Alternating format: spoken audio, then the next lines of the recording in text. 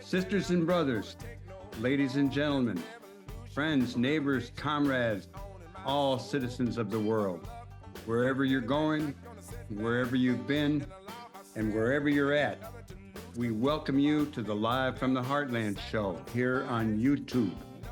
New episodes air every Friday at 9 a.m. Central Time with individual interviews posted throughout the following week. I'm your host, Michael James, encouraging you to take the chain from the brain to get back in the people's game, because it's time to move from the lower level to the higher, from the shallower to the deeper, from the one-sided to the many, and from the abstract to the concrete. So without further ado, let's get it on. Okay, all you citizens of the world, it is time for another edition of the Live from the Heartland show.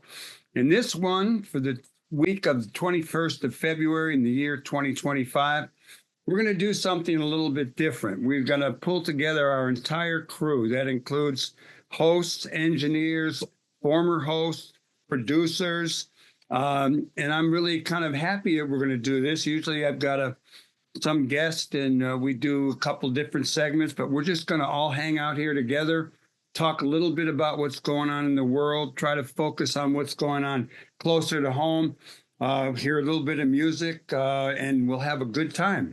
So I want to tell everybody that stay tuned for the next close to an hour. You're going to have not only me, Michael James, as your host, but my cohorts, Thom Clark, Lynn Orman, and Katy Hogan, and especially our engineer, Al James, who just happens to turn 34 today. And we're talking 2 days before this show goes up. So happy birthday, Hal.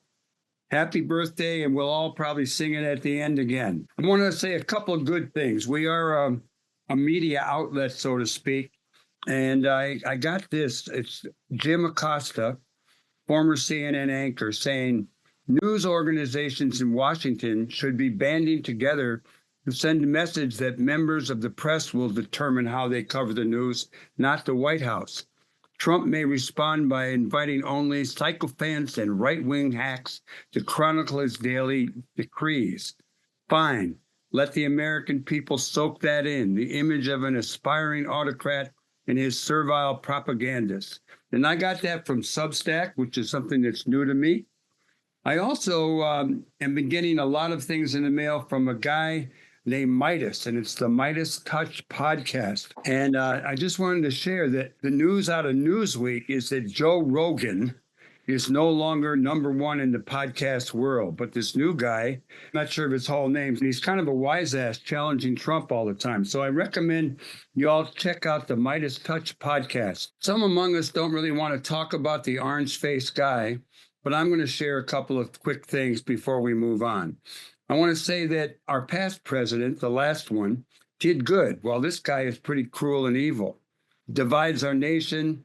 He terrifies the majority now, I hope, because we got to do something. We're not suffering from an invasion. We are the bad guys, or the U.S. is right now in the world. Trump pardoned people who beat the cops. We are in the early grips of fascism, I would say. Will the people wake up? All this is a test, a challenge to young and old to get off our butts and make a difference. If you voted for Trump or you didn't vote at all, you basically did vote for Trump.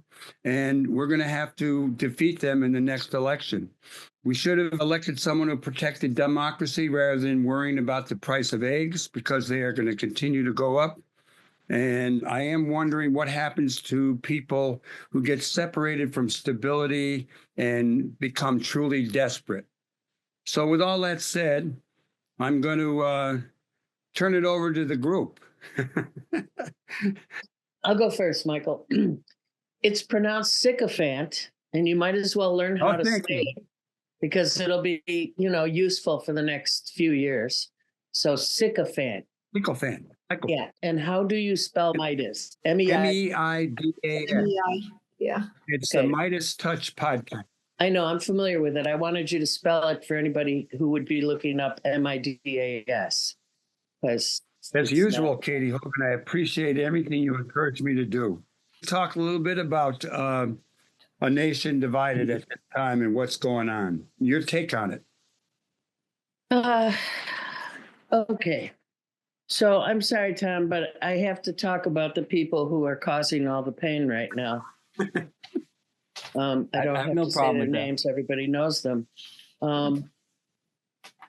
But every time you hear someone use the word mandate or overwhelming, bunch of votes, we all have to remind folks of the actual results of this election.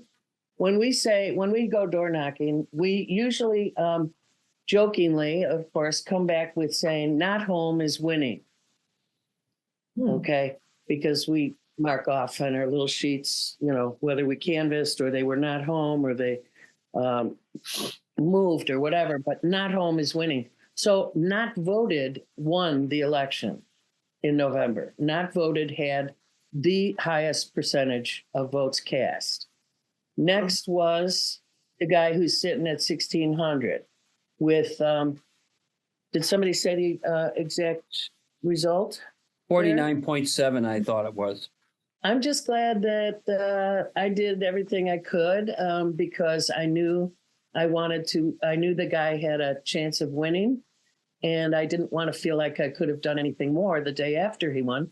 And I succeeded in doing everything I possibly could. So I didn't feel bad about not. That having been said, I had no concept, even after seeing him do this the first time between 2016 and 2020. I had no idea the addition the muskrat would provide him and all his minions running around with their heads chopped off. I'm really glad, Michael, that you and Paige and I and Tom's wife, Jean, and others were in the Federal Plaza as quickly as we could be to send a message. I'm also really glad that people are breaking the switchboard in DC with their phone calls. And, we had, I don't know if it was AOC who first came out with it or someone else, but it was basically the rundown, the comparison on the switchboard is 40 calls a minute for the entire Senate to 1,400 calls a minute. Wow. So when people like Chris Murphy from your old state, Michael, of Connecticut, who's been doing a fine job of keeping people's feet to the fire and staying public with it, when he says stuff like, send me some money so I can keep doing this and not make money calls all day long, Americans should understand what their Congress people do is call donors. A huge percentage of the time. What percentage would you guess, Thom Clark? 60%. Yeah. So if they are spending all that time calling people to give them money so that they can run for office again in 2 years or less than, because it's only a 2-year stint, how much time do they have to learn their jobs and do their jobs particularly? So it is a good time to give the people who are doing things, $5 a month kind of thing. That's a really great thing for them to know that they're going to get $5 a month from however many of their constituents or supporters who aren't their constituents. We should be doing that for Jan Schakowsky, who has showed up. She has been there in front of whatever buildings she needed to be in front of in DC when the Doge folks decided to do their ransacking of yet another government office. But we're in serious straits. We're in real serious straits. And the fact that even on a day that it was 0 degrees outside, people still showed up to protest the presence of these people in our lives. Not the guy who was elected, but the unelected folks and what they're doing and how they're breaking the law every single day. It's important for people, now that we've rested, to still listen, discern, collaborate, and to the extent we are able, make good trouble. That might be a demonstration sometimes. I'd like them to be a little more focused. I think that the national boycott being organized from the grassroots on February 28th Do not buy from any national chains. Certainly do not use Amazon. Buy local if you need essentials, but basically don't buy anything. Shut the economy down in terms of national change and stuff on February 28th. Things like that, I think, along with phone calls. I mean, Congress people track things like that. They track handwritten letters. Are they reading everyone? They don't have time to. They have to raise money, but they have staff who are reading them.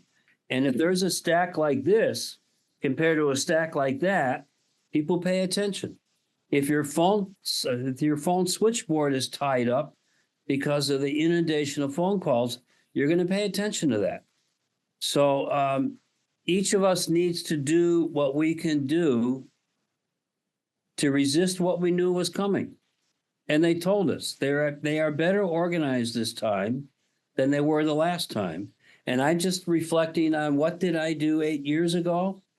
I refocused on local. What are the results? A revived Network 49, a new alderwoman. We continue to stop charter schools from invading our public schools. The list goes on. We have life safety rings on the lakefront.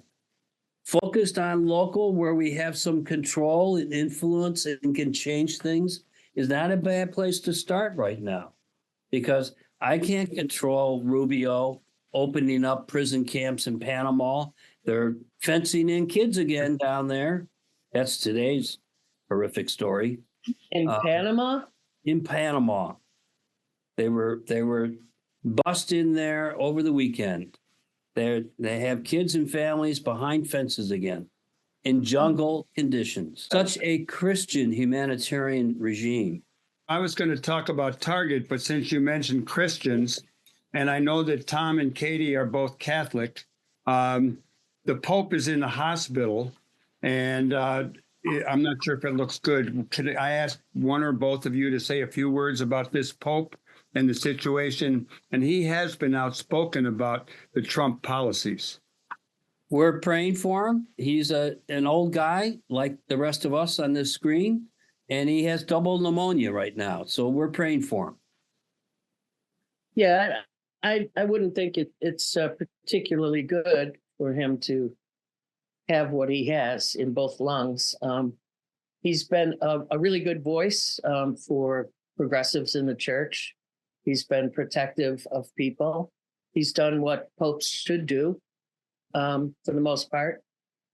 The funny thing is about right now, when you're being told by gangsters that they are going after corruption and waste, and you know that they're not. If they were going after corruption and waste, they would have turned and looked at the Pentagon, where we spend 47 cents of every dollar of our budget. I'm sorry, the people that, paid for whatever, 1,000 condoms in whatever nation, $32,000 here and $50,000 there, ain't where the waste is, boys. It's just not.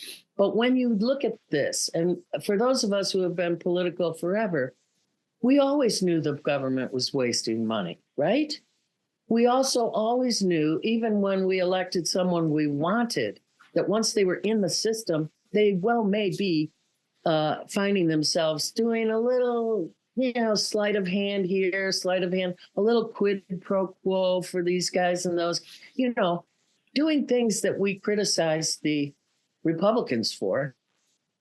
They've been doing. And, when Trump comes in and he's, okay, I'm going to open up all the secrets about, say, President Kennedy's assassination. Oh, my goodness. How surprised are we that it was a flipping conspiracy to the highest levels of our own government? Not surprised, but not bad that he exposed it. Okay. So there are points where I could say to some reasonable MAGA sitting across from me, oh, yeah, please go after the waste. Please. It'd be great for us to stop wasting money. Let me know when you find it. Or the other thing of, we kind of figured out that it was a conspiracy that killed not only Kennedy, but Martin and Robert and, we have the entire playbook here in Chicago for the murder of Fred Hampton. So it's an interesting moment for us to look at how truthful, how confident are we that our government tells us the truth at any time. Okay. And, they've been practicing keeping things controlled and seriously sent out drip by drip or not at all. In contrast with this guy who will say anything. He's not doing that quite as much because of lack of Twitter for him, I guess.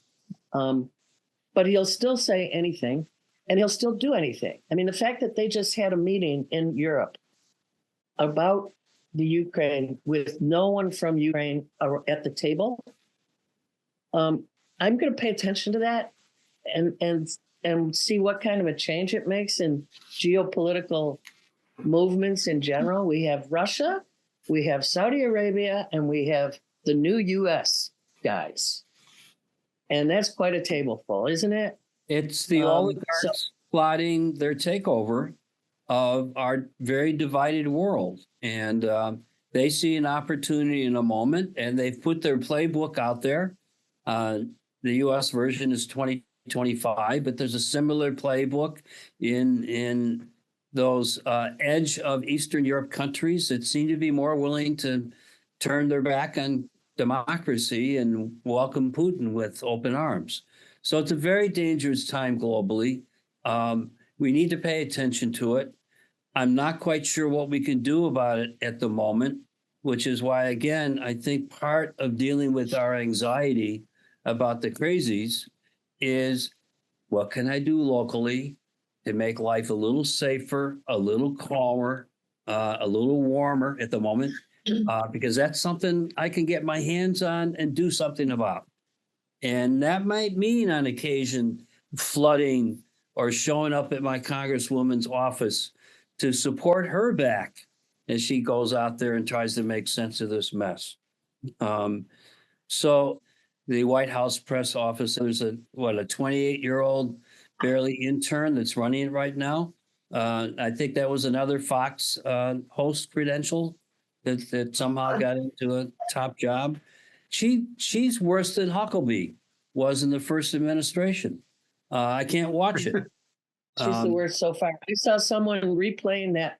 Remember that Miss America or Miss Universe pageant when they had a gal and they asked her a question about something with political and national interest, and she proceeded to blah blah blah. And if you're really an American, and I think it was, and they played it forever and ever. Somebody played it yesterday, basically saying, "Here she is." The person was now the acting press secretary.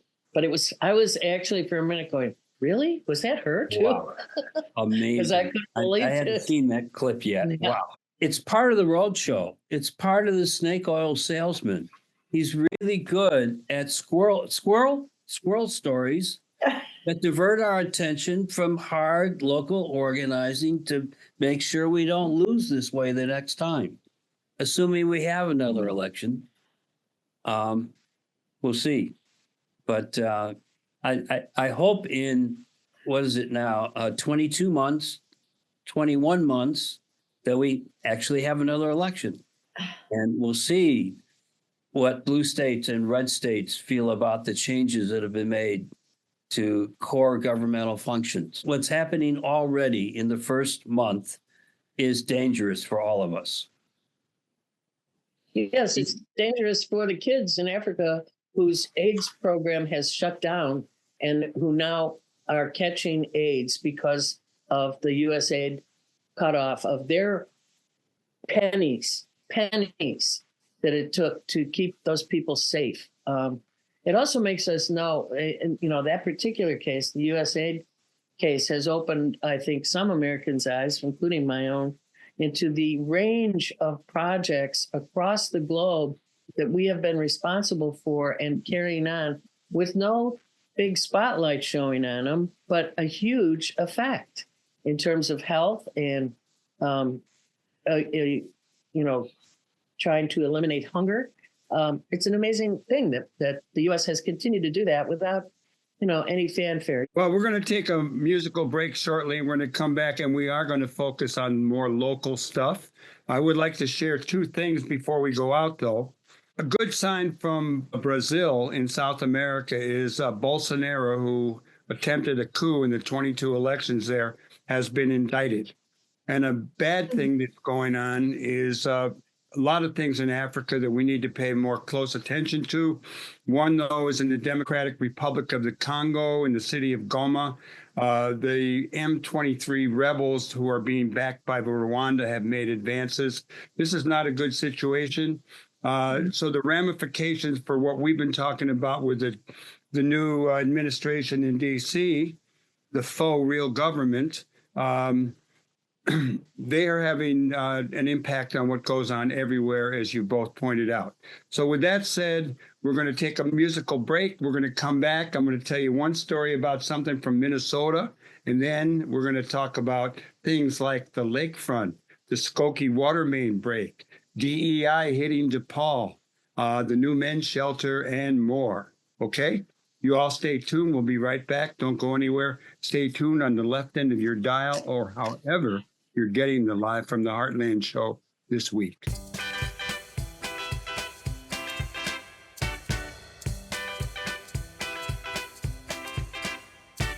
The kids in Bristol are sharp as a pistol when they do the Bristol Stomp. Really something when the joint is jumping when they do the Bristol Stomp. Oh, sounds spinning every Friday night. They dance together, stand there do it right. But here's the ladder, it's a crazy sight to The kids in Bristol are sharp as a pistol when they do the Bristol Stomp. Really something when the joint is jumping when they do the Bristol Stomp. Starting in Bristol, had a DJ high. They hung them whistles, never wanna stop. They phony and twisted, and they rock with daddy. Kids in Bristol are sharp as a pistol when they do the Bristol Stomp. Really something when the joint is jumping when they do. Welcome back, you citizens of the world. Time for the second half of Live from the Heartland for the week of February 21st. I'm here with my cohorts in this weekly production, Thom Clark, Katy Hogan, Lynn Orman, and our engineer, Hal James, who is turning 34 today. So happy birthday once again, Hal. I would like to share with everybody something that our neighbors up in Minnesota are doing, and I think around the country. There's a sign that consumers with liberal views are starting to, close their wallets to the likes of Target. There's a backlash against Target, the seventh largest retailer in the country. They have had a long history in recent years of diversity, equity, and inclusion, and they have pulled back on that. And there is a backlash against it. They were a sponsor of the Twin Cities Pride up there in Twin Cities, and they are no longer being asked to be a sponsor. With that said, I want to say a couple of words about the Skokie water main break, mainly that people were out there working solid for 30 hours to contain it. So just a shout out to the workers. And Lynn, if you could tell us briefly what it was like boiling water at your house over the last few days. I have to tell you the truth. I actually went to Rogers Park to my daughter's house and stayed there over the weekend.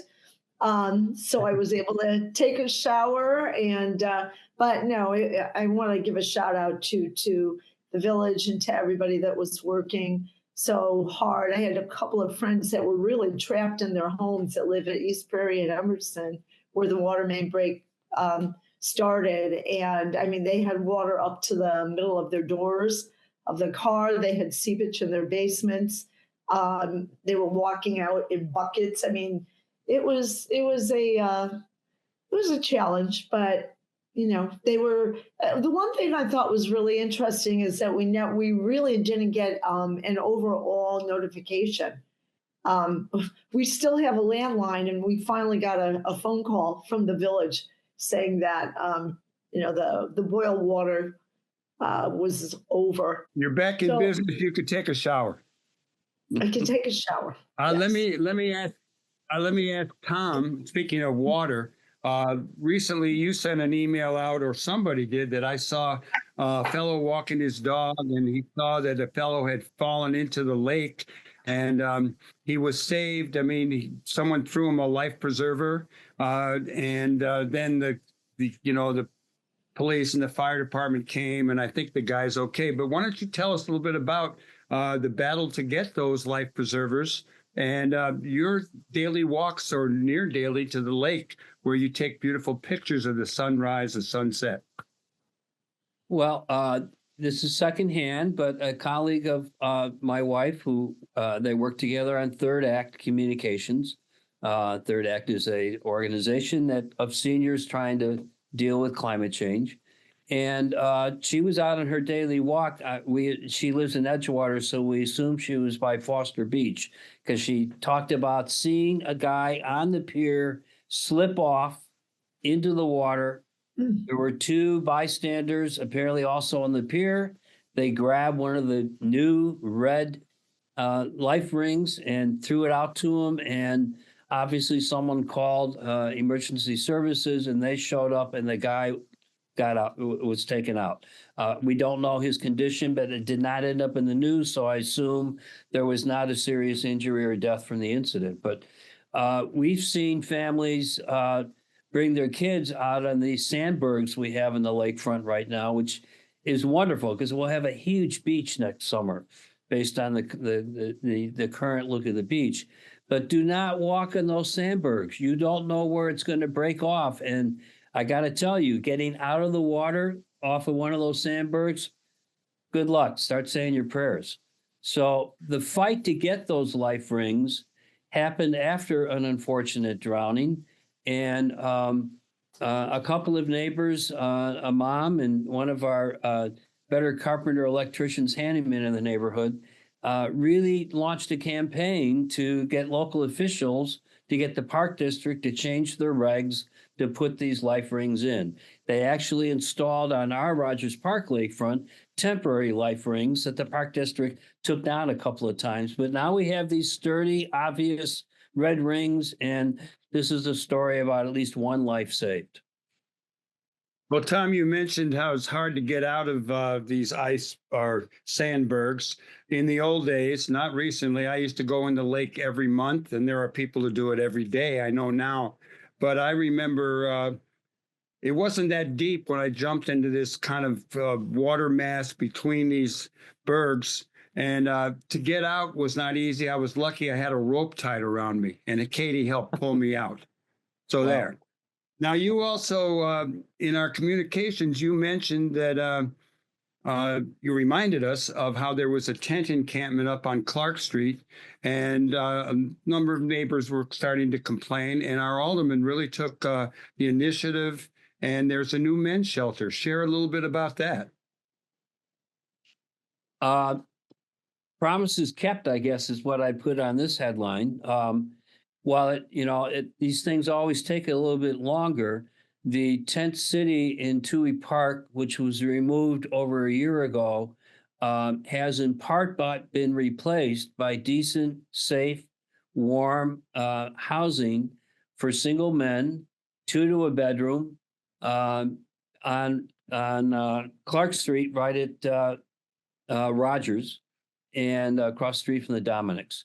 And it looks like a really nice facility. It is a totally different kind of setup than traditional warming centers or overnight shelters that you might be familiar with. And it's probably part of the wave of the future. And this will be a 24-hour facility with wraparound social services, warm meals up to 3 times a day. It's a really wonderful resource in the neighborhood dealing with a very specific issue that unhoused men in particular have, finding decent housing. The things that Tom just talked about, the rings particularly, it was no fight at all. It was Maria Haddon's work that made it happen as a result of the community asking her, as Tom's mentioned, and bringing it to her. She was the reason that those rings went up. Now, I have lived in this city my entire life, and this city has always been along a lakefront. And we have always had lifeguards, but we never had rings to throw out. And our lifeguard system has some issues itself, but I won't go there now. But the fact that not just the story that you just told us, Tom, but there have been a number of saved lives in the last 2 years since she got those rings up on every single beach in Chicago. And she is also the reason that the men's shelter happened as quickly as it did. I mean, incredibly quickly. They found a building, they found a social service group right here in our neighborhood.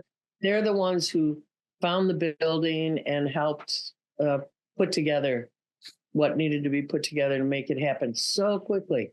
So, yeah, I know that what you, Tom, were talking about earlier was, okay, in a time when the stuff's hitting the fan in DC the way it is, at least we can, focus in on our neighborhoods, which a lot of people don't do as a normal practice.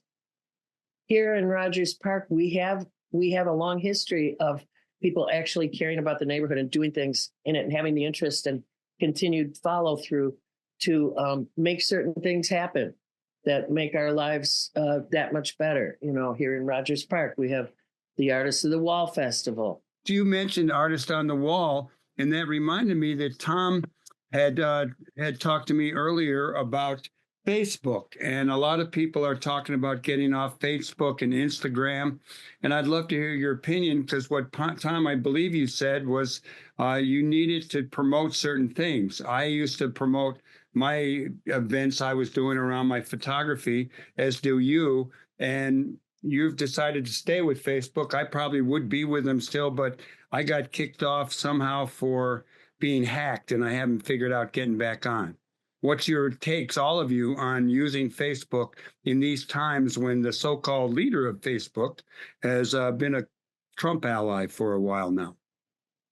Well, number one, I'm a photographer, and for the moment, it's a good place for me to basically have a photo gallery. But the real reason I've decided to stick with it for the moment is that we have formed communities and helped organize efforts, including mutual self-help efforts, using that tool. We may need to find other tools going forward, but for the moment, particularly in Rogers Park, there are 2 or 3 Facebook groups that I find vital and go to or follow on a pretty regular basis to make sure I'm up on neighborhood news and upcoming events and whatnot. And I think that Protect RP is one example, though it is now using other vehicles. But that is an organization that's been able to use social media platforms to organize a local self-help response to the threat of ICE raids. And I'd actually love to have Katy's reflections on another Rogers Park community gathering this past weekend where upwards of 150 neighbors came out in support to rally for our immigrant neighbors. It included a nifty half-hour program and 12 organizations providing a variety of resources for people to learn about, including an interesting art project. We're now going to use the monarch as a symbol on our homes, businesses, whatever, that this is a safe place where people who feel threatened can show up and ring the doorbell. Katy, what was it like to be part of the security patrol outside Newfield School while we all gathered in support of our immigrants? Well, I like being the security person. There were many of us doing security in front of the school for that event. And that was because when number 47 and his minions decided that their big thing was going to be to deport everyone, we in Rogers Park had already dealt with this 8 years ago, and we developed something called Protect Rogers Park back then. And it did have the butterfly as the symbol, and we put that in our windows 8 years ago. This is Protect Rogers Park 2.0. And because of that, it's better. And because of that, when the the deportation czar came with his little entourage that included Dr. Flip and Phil filming that idiot. What did we hear a couple days later in the news from Mr. Homan? Oh, those Chicagoans, they're well educated. They know their rights, and they're passing out something called Know Their Rights, and I say it's know how to not get arrested, and we're sitting here going, duh, yeah, that's the point. So I'm real proud of all of the organizing that Chicagoans do. We are an immigrant city. We always have been, and they better not mess with us. Yesterday, however, how many of you were aware of and forced to a window because of the huge noise that four big helicopters, the big black ones that usually accompany a president when he comes to visit town, 4 of them going way low. When I looked out my window, it was way low over the beach, and no one really can tell me. I've looked in both of our sites. Someone said they thought it was ice related. Someone else said it was a training mission from the base up north. No one really knows, but it was really low. It was really loud and kind of scary. Those 4 helicopters going over yesterday. The Protect Rogers Park is just a really wonderful, and the meeting that we both attended, Tom, on Saturday was terrific. The spirits were high. I think the neighbors that need protection and outlook feel pretty good about their neighbors going out of their way to say, not here, ICE. Not here. And somebody should start raising the amount of money that's costing. Exactly. Because that's ridiculous. Yeah. They don't get anybody because they've got the wrong names and they got their heads up, somewhere else. And we are paying for this baloney. And every time they fly in, they're using a big, expensive military plane. I mean, it's ridiculous. These guys are spending more money trying to shut down the government than the government would have spent in the same period of time, I bet. Point well made. In case people didn't listen to the show, I think 2 weeks back, we had Gabe Gonzalez and Torrance Gardner, who were 2 of the co-founders of Protect Rogers Park on. And if you go to youtube.com/Heartland Media, you'll be able to find that. That was very informative. And I think while there are efforts in the same direction around the country, this is pretty developed, and we can be proud of our friends and neighbors who've been involved. We're down to about 10 minutes left, and I'd like to share that Lynn and I, this past week, went down to a club called Promontory in Hyde Park for a music memorial for the late, great Gene Barge. And, we had Andy Davis, the film director, on the show last week. He knew Gene very well and used Gene in all his movies. The first time I met Gene was when we were working in the flick Stony Island together in '76. But Lynn and I had a really fun time riding all the way down to Hyde Park, all the way back, and listening to some great music. And I asked Lynn to come on the show again to share a little bit about not only that event, but what's going on in the music world. She's been out in California for the Grammys, and she's all getting ready for her Women in the Blues photo exhibit up in Cleveland. She's overloaded, but she's got a few minutes to tell us about music in the Windy City. Because I always like to be surrounded by my compadres here. So thank you for having me on. And it was a great night with Daddy G. It was at the Promontory, and it really filled my heart. It was the Chicago Cats, which included Andy Davis's brother, Richie Davis. Yeah. On bass, we had some amazing solos. And it was great because there were a number of artists that were in the band that have been on the show over the years. And that I had to remind Michael and introduce some of the people, including Matthew Robinson, who did the solos of all of Daddy Gene Barge. And he was on, if you remember, he did a piece on Martin Luther King. He was quite extraordinary. Maggie Brown was there, and Jason Stern and Mo Betta Brown was there, and it was just a really, really, really great evening. They did a lot of the songs that Gene recorded at Chess Records, Fontella Bass, and with Willie Dixon and Wing Dang Doodle, 2:45. I mean, it was really a fabulous evening. I'm so glad that you went with Michael. And I'm glad too, even though he made me leave early. That's what he does. Before the jam, though, so we got a lot of really great music. But I do want to say one of the things that's just irking me right now, one of my favorite awards, and it's been awards season, right, with the Grammys and Super Bowl and Saturday Night Live, but my favorite award show is the Kennedy Center Awards. And I am just, my head's exploding that we have this tyrant that he's going to go in and become the new chairman of the Kennedy Center. He's already fired 18 of the members, and he's never gone.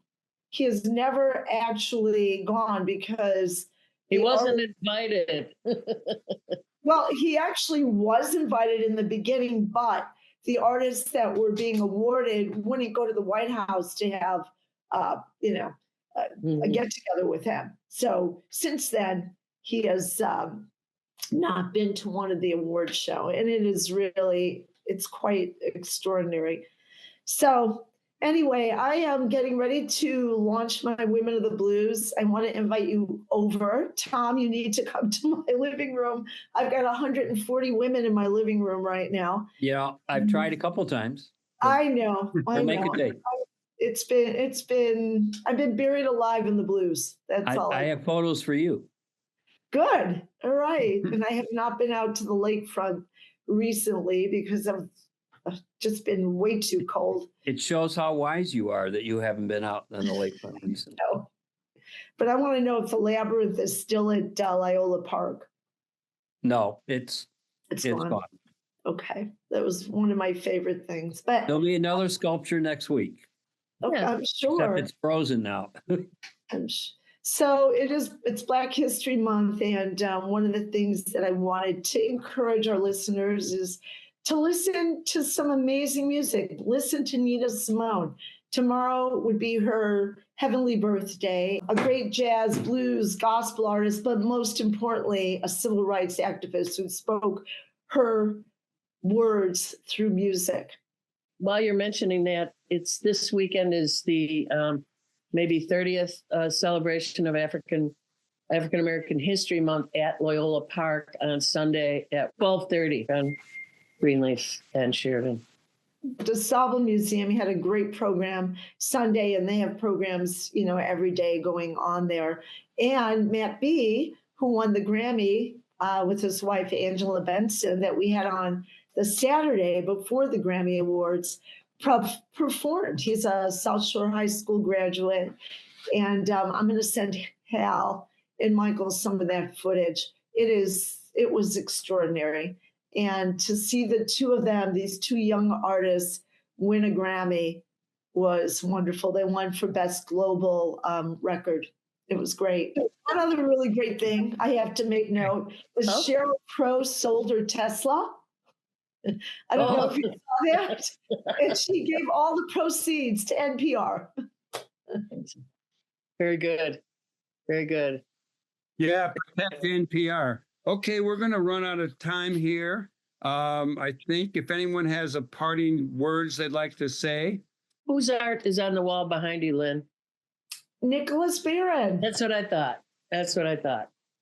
I was another frequent performing guest on Live from the Heartland. Yeah, we've had a lot of talk about people who were on in the past. We'll have to get them on again in the future. Just say they all asked while they were at the promontory. Everybody wants to come back on. So I like that. I wanted to share one thing on my front is it's getting time when the weather gets better. I'll be on my front porch on Sundays, but I'm going to be at an event in Pullman. It's called Something for Everyone Arts and Crafts Market. It's at the Blockhouse Gallery, 11137. That's very far south, Langley, on Saturday, March 15th from noon till 4.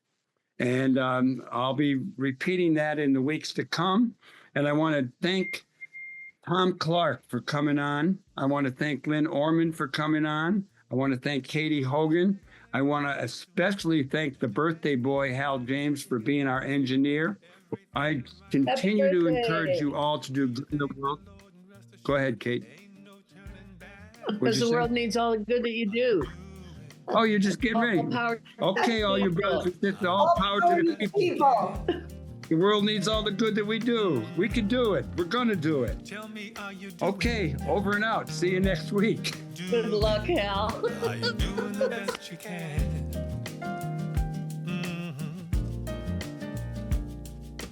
Over the mountain. We want to thank you for watching the Live from the Heartland show.